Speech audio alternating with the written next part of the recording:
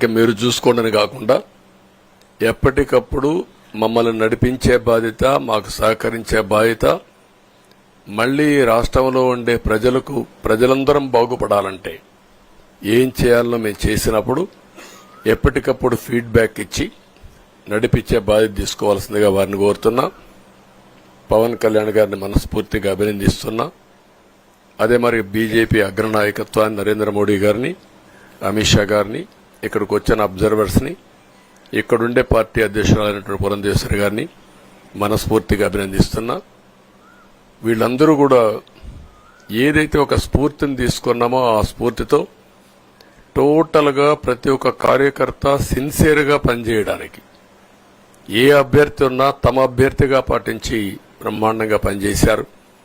వాళ్ళందరినీ అభినందిస్తున్నా. ఈరోజు మా విజయం మూడు పార్టీల కార్యకర్తల సమిష్టి కృషి.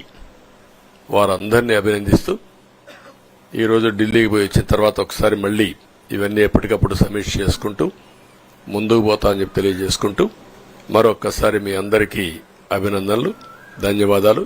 థ్యాంక్ యూ అనండి.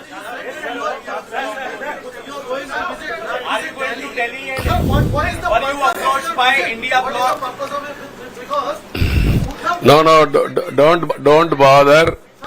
No, hear me, I say. You are very loud. You want news, always. I am also experienced. I have seen so many political changes in this country. We are in NDA. I am going for NDA meeting. In course of time, anything, we'll report to you. Thank you.